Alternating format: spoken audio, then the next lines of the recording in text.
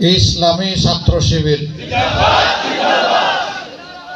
আসসালামু আলাইকুম রহমতুল্লাহ। আসলাম শিবিরের প্রোগ্রামে স্লোগান দেয় জামাত ইসলাম, এটাও তো একটা বৈষম্য।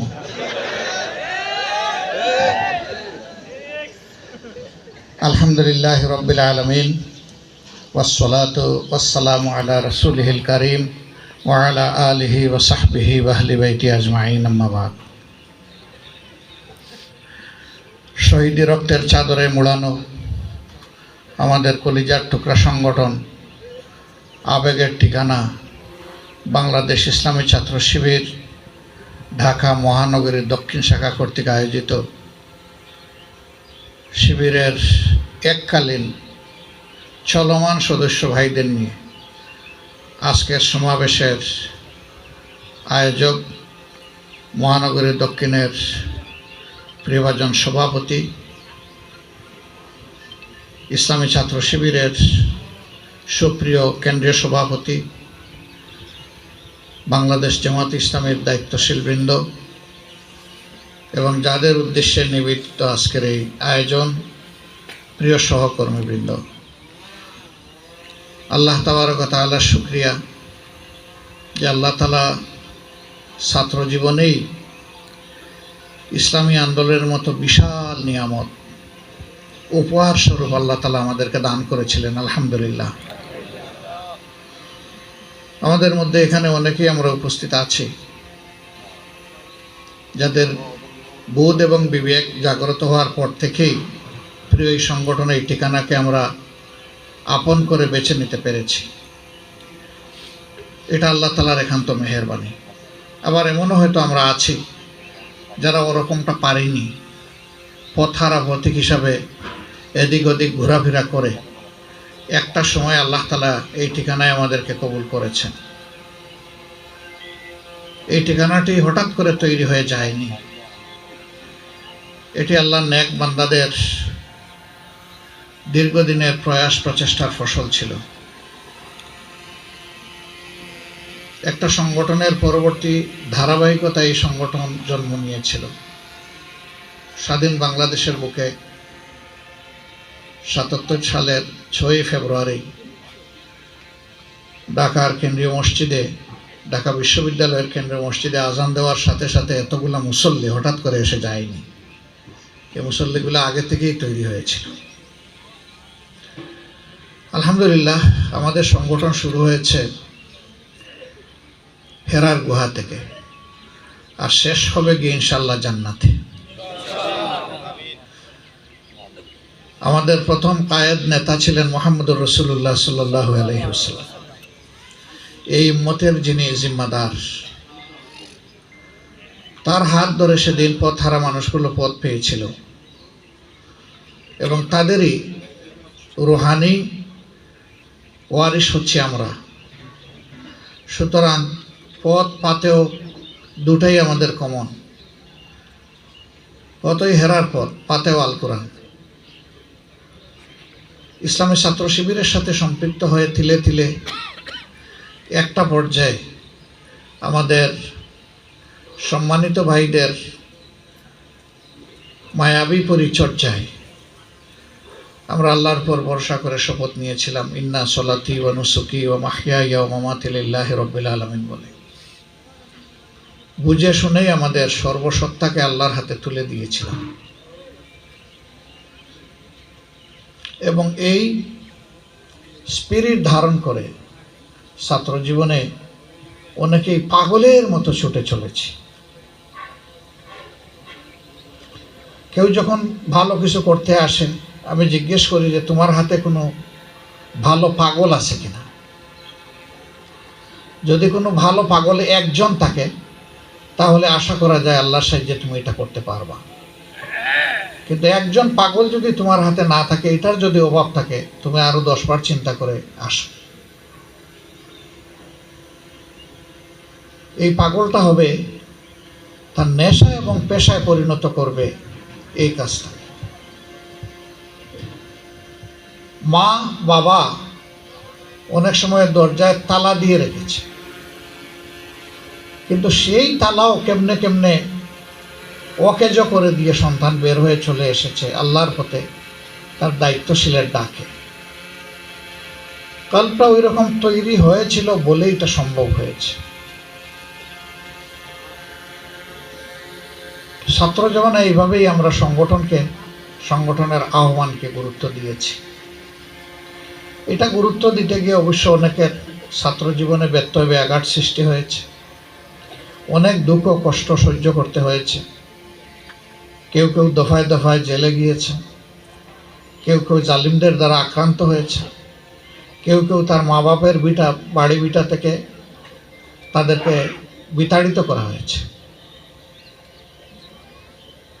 পরবর্তী পর্যায়ে সম্ভবত সেনাবাহিনীর একজন মেজর জেনারেল হিসেবে আমাদের একজন ভাই বিদায় নিয়েছিলেন। তার বাড়ি কুমিল্লায় ছিল। শিবির করার অপরাধে তাকে বাড়ি থেকে তাড়িয়ে দেওয়া হয়েছিল। পরে তিনি সিলেটে আশ্রয় নিয়েছিলেন। স্কুল এবং ইন্টারমিডিয়েটের পরীক্ষা পেরিয়ে তিনি সেনাবাহিনীতে যোগদান করেছিলেন। তা আমরা তার মুখ কখনো কালো দেখিনি, চিন্তিত দেখিনি। জিজ্ঞেস করতাম যে বাড়িতে কি যান মাঝে মধ্যে? উনি আমাদের 2 বছরের সিনিয়র ছিলেন। বলছেন যে যাওয়ার সেই পরিবেশ নেই। কিন্তু এর জন্য তার কোনো অনুশোচনা নেই, আফসোস। তাকে সবসময় আমরা হাসি খুশি মুখে দেখতাম। চমৎকার একজন দায়িত্বশীল। তিনি ক্লাস 10-এ থাকা অবস্থায় মূল শপথটা নিতে পেরেছিলেন। আমরা 2 বছর তার হৃদয়ের ছোঁয়া, ভালোবাসা আমরা পেয়েছি। তো এরকম একজন দুইজন না, অনেকের জীবনে এই ঘটনাগুলো এসেছে। সেদিন এগুলাকে আমরা পাত্তাই দেইনি।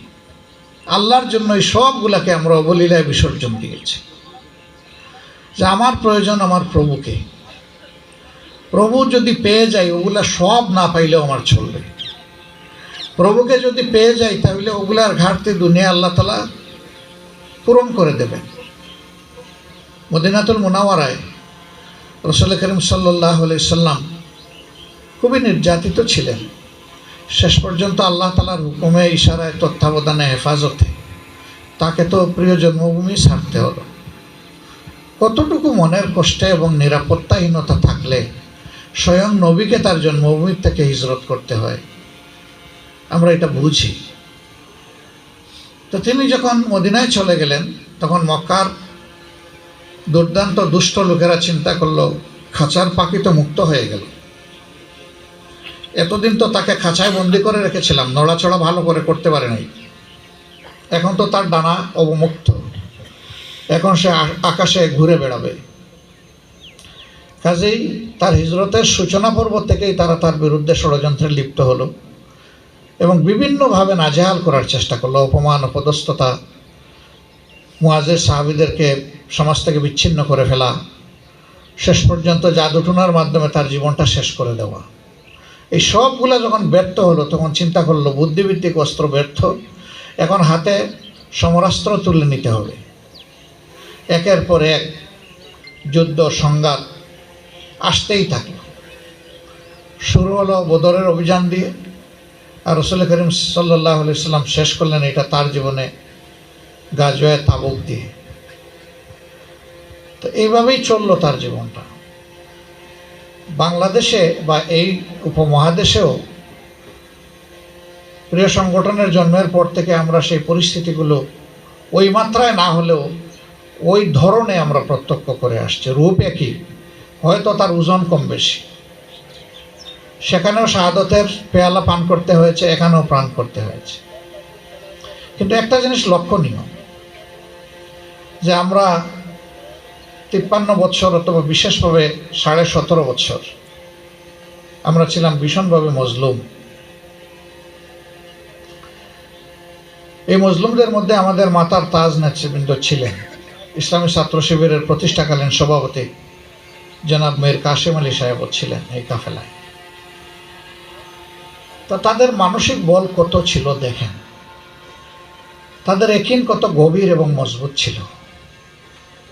এই ভয়াবহ পরিস্থিতিতে একের পর এক নেতৃবৃন্দ গ্রেফতার হচ্ছেন, তাদের সাথে বেয়াদবি করা হচ্ছে, তাদেরকে দিনের পর দিন, রাতের পর রাত রিমান্ডে নিয়ে অপরিসীম নির্যাতন চালানো হচ্ছে, অমানবিক নির্যাতন, পাশবিক নির্যাতন। তিনি কি এগুলো জানতেন না? অবশ্যই জানতেন।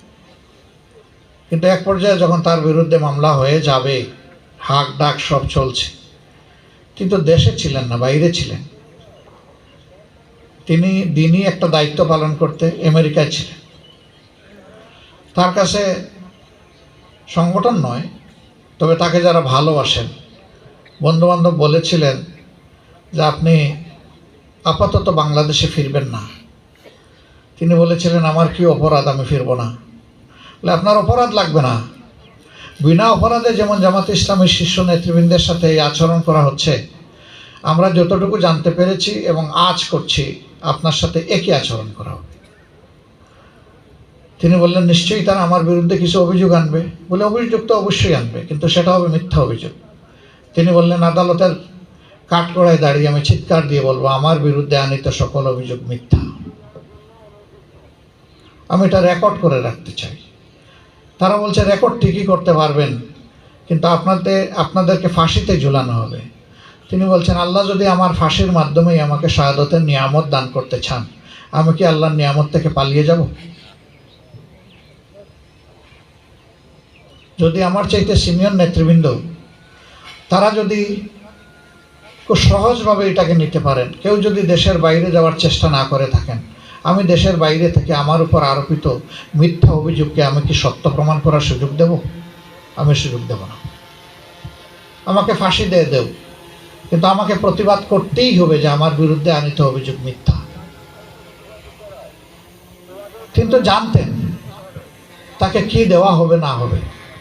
কিন্তু আলহামদুলিল্লাহ, যারা আল্লাহ প্রেমে মশগুল, কল যাদের আল্লাহর কাছে বিক্রয় হয়ে গেছে, তারা আল্লাহ ছাড়া কাউকে পরোয়া করেন না। তাদের সকল ভয় এবং ভালোবাসা দুটোই আল্লাহ তাআলার জন্য। ভয় কেবলই আল্লাহর জন্য, আর ভালোবাসাটা আল্লাহ এবং তার সৃষ্টির জন্য। কিন্তু সৃষ্টির জন্য যে ভালোবাসাটা, ওটাও আল্লাহর জন্য।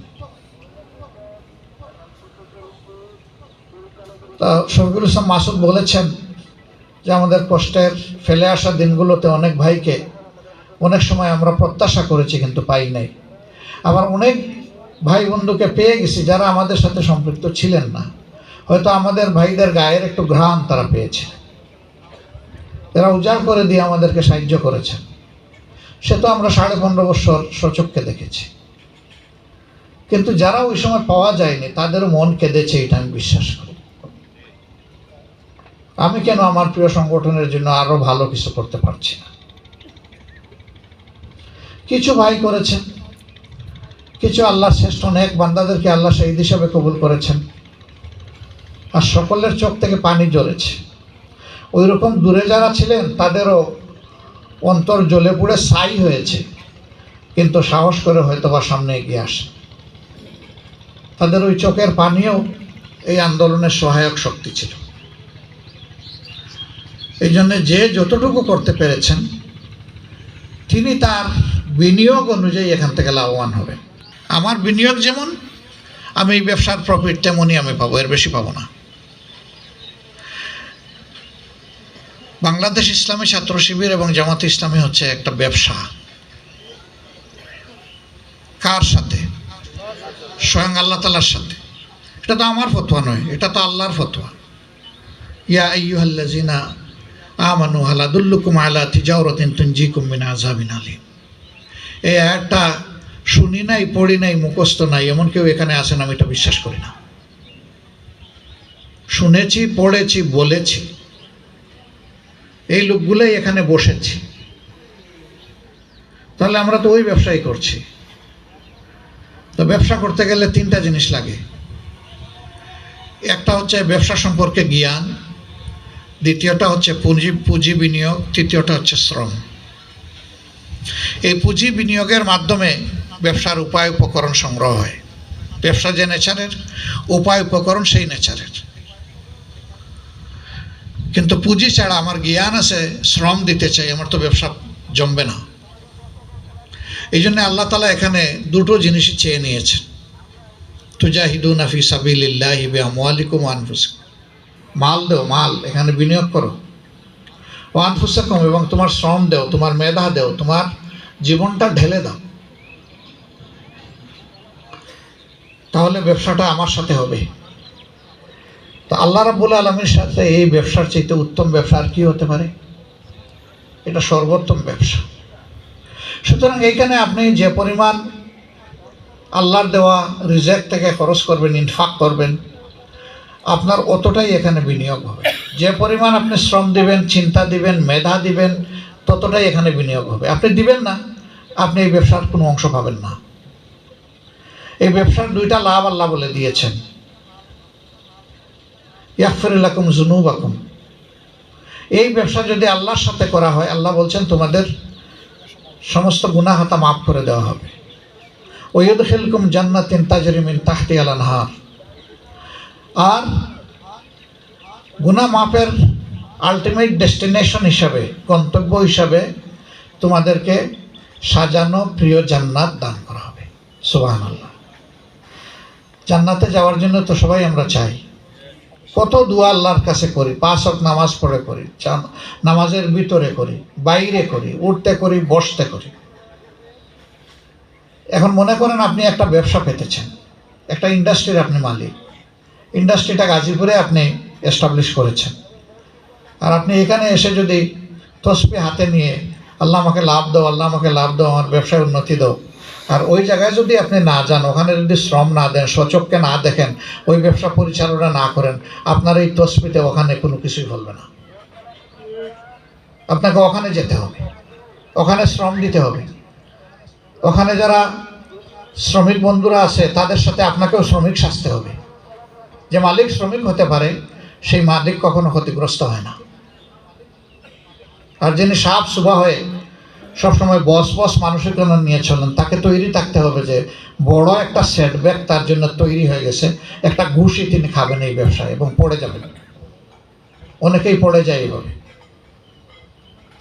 তা আল্লাহ রাব্বুল আলামিনের পথের এই ব্যবসায় আমরা শরীক হয়েছি। আমরা শরীক হইনি, আল্লাহ তাআলা আমাদেরকে শরীক করেছেন, আলহামদুলিল্লাহ। প্রিয় ভাইরা, আমরা যদি মনে করি যে 5 তারিখের পরে ফতে মক্কা হয়ে গেছে, মারাত্মক ভুল করব। 5 তারিখটা ছিল মুসলমানদের জন্য এই দেশের সুলহে হুদাইবিয়া। সুলহে হুদাইবিয়ার পরে কিন্তু একটার পর একটা চ্যালেঞ্জ এসেছে। সব চ্যালেঞ্জ মোকাবেলা করতে হবে ইনশাআল্লাহ। এই যে 2-3 দিন ধরে দেশে যা চলছে, যে যাই বলুক, আমাকে গালি দেখ, দোয়া দেখ, হোক আর আমি এটা কোনো পরোয়া করি না। আমার বিবেক দিয়ে আমি কখনো এগুলাকে সমর্থন করব না।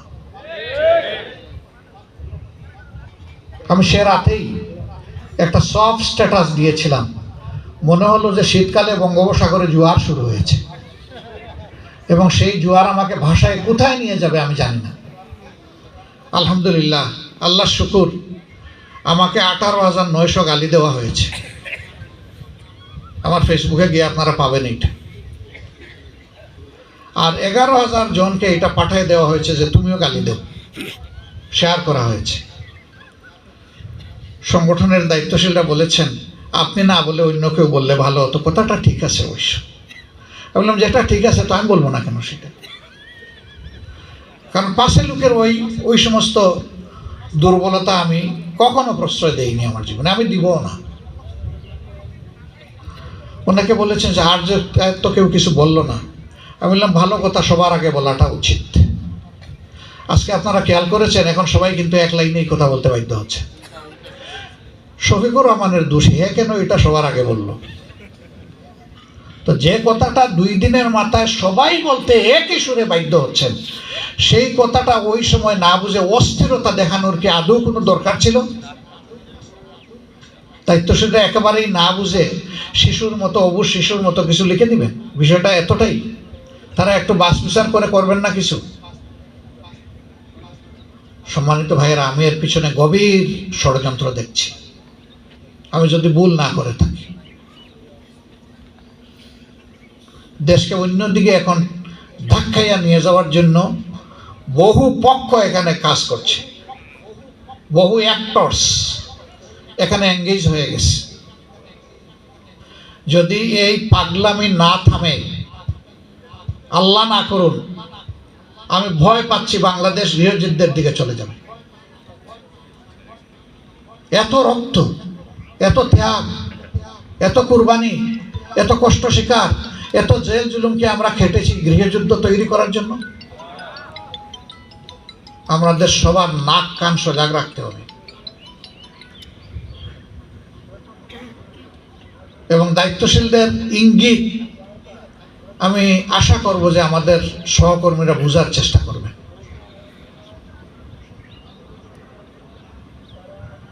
আমি নিশ্চয়ই একটা অযোগ্য মানুষ, অদক্ষ মানুষ, আমার কোনো ওরকম জ্ঞানও নাই আর ওরকম আমার কোনো অভিজ্ঞতাও নাই, কিন্তু আমি তো আমার দ্বারা চলি না। আমি তো বিশ্বাস করি যে আমার আল্লাহ আমাকে চালান। যদি আল্লাহ এই সংগঠনের কোনো দায়িত্বশীলকে না চালান, আমি গভীরভাবে বিশ্বাস করি তিনি এক কদম সামনে পা ফেলতে পারবেন না।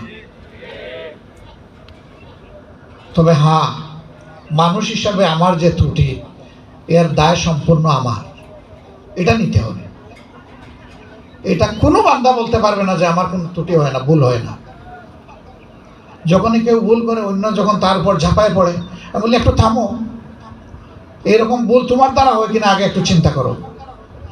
যদি তুমি মানুষ হওয়ার কারণে তোমার দ্বারাই ভুল হতে পারে, তাহলে ইনি একজন মানুষ, তার দ্বারাও ভুল হতে পারে, তাকে সেইভাবে দেখার চেষ্টা করো। 5 তারিখের পরে আমাদের দায়িত্ব আগের চেয়ে অনেক বেড়ে গেছে। আমরা 5 তারিখ থেকে টানা 15 দিন, 20 তারিখ পর্যন্ত বা 6 তারিখ থেকে 20 তারিখ পর্যন্ত এই বাংলাদেশে আমরা রোদে ভিজে এবং রোদে শুকিয়ে এবং বৃষ্টিতে ভিজে আমরা একটা দায়িত্ব পালন করেছিলাম। আমার মনে হচ্ছে এই দায়িত্ব বোধহয় আবার এখন পালন করতে হবে। এরকম কিছু ইঙ্গিত পাওয়া যাচ্ছে। এই ভাইয়েরা যারা এখানে আছেন, আমি দেখতে পাচ্ছি দেশের বিভিন্ন জায়গা থেকে এসেছে। এখানে মহানগরী আমির আছেন, এখানে বিভিন্ন জেলার সেক্রেটারি আছেন, আরও অনেক দায়িত্বশীল ভাইরা আছেন। আমরা জরুরি ভিত্তিতে আজকে কিছু মেসেজ ইনশাআল্লাহ সারা দেশের দায়িত্বশীলদেরকে দেব। আশা করছি রাত্রে 6:30টার দিকে সারা দেশ আমরা সংযুক্ত হতে পারবো ইনশাআল্লাহ। আমি অনুরোধ করব আমরা যেন সবাই সেজদায় পড়ে আল্লাহর কাছে সাহায্য চাই যে হে আল্লাহ, শহীদদের রক্তে ভেজা এই দেশটাকে তুমি হেফাজত করো। কেউ যেন আমাদেরকে অহেতুক কোন ফিতনার দিকে ঠেলে না দিতে পারে। তুমি আমাদেরকে রক্ষা করো, দেশটা রক্ষা করো। এই দেশ যদি বাঁচে, যদি শান্তিতে থাকে, আমরা বাঁচবো, আমরাও শান্তিতে থাকবো। আর দেশ যদি ক্ষতিগ্রস্ত হয় এবং অশান্তি সৃষ্টি হয়, এর সাফারার সবাই আমরা হব, হয়তো বা আমরা একটু বেশি হব। আল্লাহ তাআলার কাছে ওই পরীক্ষা থেকে সম্পূর্ণ আশ্রয় চাই যে পরীক্ষার ভার আমরা বহন করতে পারবো না। আল্লাহ জানেন আমাদের কতটুকু ভার বহনের সামর্থ্য আছে। আল্লাহ যদি একান্ত কোনো পরীক্ষা দেয়নি, তাহলে আমাদের আরজ আল্লাহ যেন আমাদেরকে সেই পরীক্ষায় কামিয়াবি দান করেন, এবং এটি তার সাহায্য ছাড়া সম্ভব নয়। ভাইরা, এখানে আসার পরে স্লোগান হচ্ছিল, তো একজন বলতেছিল সাবেক শিবির, শিবির বলবেন না। আমি বললাম শিবির কখনো সাবেক হয় না। শিবির মরার আগ পর্যন্ত শিবির, বয়স যাই হোক শিবির, দুনিয়ার যেখানে থাকুক শিবির। এবং নিশ্চয়ই আমার সাথে একমত হবেন, একবার যার কলবে এই সংগঠনের মায়াবী ছোঁয়া লেগেছে, তিনি যেখানেই থাকুন তিনি পরিচয় দিয়ে স্বস্তি বোধ করেন যে আমি শিবির ছিলাম। তাই আমি বলি যে না, আপনি শিবির ছিলেন এবং শিবিরে আছেন। ছিলাম বলেছেন কেন? আপনি আছেন। এই আছেন যতক্ষণ থাকবেন, ইনশাল্লাহ শিবিরের কাফেলা সামনে ততক্ষণ তর করে এগিয়ে যাবে ইনশাল্লাহ। এই ভাইয়েরা এখন যারা দায়িত্ব পালন করছে, কেউ আমাদের সন্তানের সমান, কেউ আমাদের ছোট ভাইয়ের সমান। আমরা আসুন আল্লাহর জন্য তাদের পাশে মজবুতভাবে দাঁড়াই। শিবিরের কাজ মজবুত হলেই এ দেশের দিনের বাগানে ভালো ভালো ফুল ফুটবে ইনশাআল্লাহ, এবং এই জমিন আল্লাহর কোরআনের জন্য আবাদ হবে। যত বেশি যোগ্য লোক, মুত্তাকি লোক এই কারখানা থেকে তৈরি হবে, তত তাড়াতাড়ি বাংলাদেশ আবাদ হয়ে যাবে। আর আমাদের অসহযোগিতার কারণে যদি এই কাজ পিছিয়ে থাকে, তাহলে আল্লাহর কাছে আমরা ভালো পুরস্কার তো পাবোই না, বরঞ্চ জেনে শুনে আমরা যে অবহেলা প্রদর্শন করেছি তার পরিণতি কী হবে আল্লাহ ভালো জানে। অতীতে যত গাফলতি ত্রুটি হয়েছে আমরা আল্লাহর কাছে ক্ষমা চাই। যে শিক্ষা শিবির আমাদেরকে দিয়েছে, এই শিক্ষা এখনো জামাতে ইসলামী আমাদেরকে দিচ্ছে, ভিন্ন কোনো শিক্ষা নেই। ওই একই কোরআন, একই আল্লাহ রসুলের সুন্নাহ। পথ আমাদের একটা, পাথেও আমাদের একটা, গন্তব্য আমাদের কমন। সুতরাং ওই শিক্ষাকে আসুন আমরা আবার জীবন্ত করে তুলি। ইনশাল্লাহ আমরা পারব। শুধু একটা মজবুত সিদ্ধান্তের ব্যাপার। আমরা পারবো কি? দুর্বল ইনশাল্লাহ, আবারও দুর্বল ইনশাল্লাহ। আলহামদুলিল্লাহ, আল্লাহ আমাদেরকে তাওফিক দান করুন। ইসলামী ছাত্র শিবিরকে আল্লাহ তাআলা তার গায়েবী খাজানা থেকে ইমদাদ করুন। যারা দায়িত্ব পালন করছে তাদেরকে আল্লাহ তাআলা পূর্ণ যোগ্যতা দান করুন, সুস্থতার নিয়ামত দিয়ে রাখেন। আর আজকে যারা এখানে এসেছে, আজীবন আল্লাহ তাআলা আমাদেরকে ওই যৌবনে যেভাবে ছুটাছুটি দৌড়াদৌড়ি করেছি আল্লাহর জন্যে, আল্লাহর দিনের জন্য, মানুষের মুক্তির জন্য, দেশের ভালোর জন্য, আল্লাহ তাআলা একই তৌফিক একেবারে জীবনের শেষ শ্বাসটা পর্যন্ত আমাদেরকে দিয়ে রাখুন। আসসালামু আলাইকুম ওয়া রাহমাতুল্লাহি ওয়া বারাকাতুহু।